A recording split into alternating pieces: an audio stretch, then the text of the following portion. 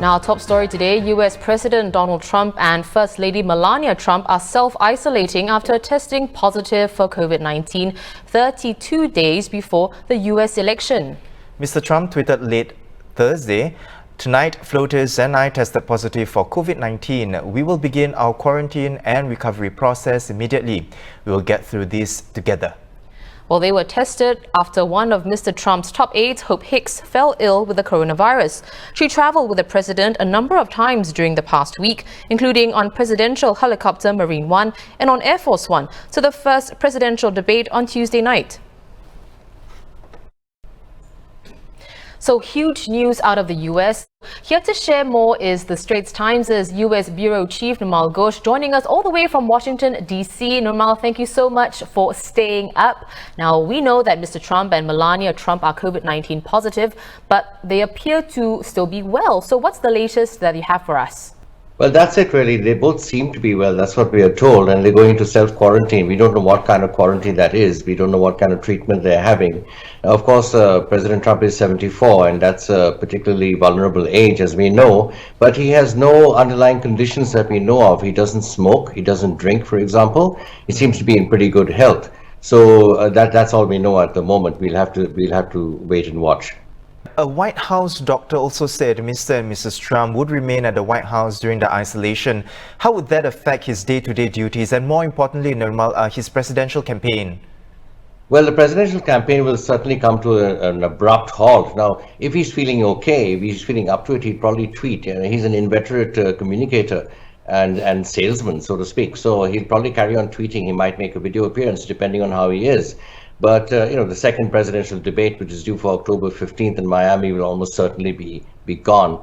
In terms of presidential duties, he can continue doing them, but I think there'll be a bit of a pause, a bit of a hiatus, including in foreign policy decisions, because they've mostly been centered around the White House under his administration. And how damaging is this diagnosis to Mr. Trump's continued message that the coronavirus outbreak is actually waning in the US? And in turn, how would that affect voter sentiment, you think? Well, if he does okay, if he recovers and comes back, then it'll probably be good for him, because his supporters see him as a sort of gladiator. And he can come out of it and say, I'm being completely vindicated and I'm fine and it's not that big a deal and so forth. But I mean, at this stage, it is all entirely speculative. I mean, who knows what's going to happen? Joe Biden was on a debate stage with him just 48 hours ago. So we don't know about that. We don't know what's going to happen to Melania Trump. So it's a bit speculative. But if he comes out of this fine, then it'll be good for him. Now, Mr. Trump, the First Lady, and Hope Hicks all testing positive for COVID-19. Does it mean that everyone at the debate, now including Joe Biden, of course, would need to self-isolate? We haven't heard yet about that, but it seems likely. And I know that a lot of people who were with them all on the plane, even before the debate, the day before that, they have all been tested, including journalists. I know one particular journalist friend of mine who's been tested, and he's negative. And he's been pulled off duty. So yes, I think to various degrees, a lot of people will be probably made to isolate, to quarantine. Well, thank you so much, Nirmal, for the update and, of course, for setting aside time to speak with us. We were speaking to US Bureau Chief at the Straits Times, Nirmal Ghosh. Now, keep up with these developments at straitstimes.com.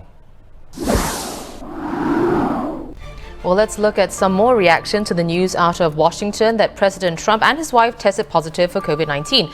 US Vice President Mike Pence tweeting that he and his wife were praying for the Trump's full and swift recovery.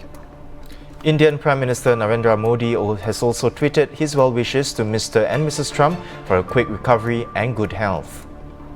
And from across the Atlantic, British Prime Minister Boris Johnson sends his best wishes to the Trumps as well. Mr. Johnson, you recall, spent 3 nights in intensive care earlier this year after being taken ill with COVID-19.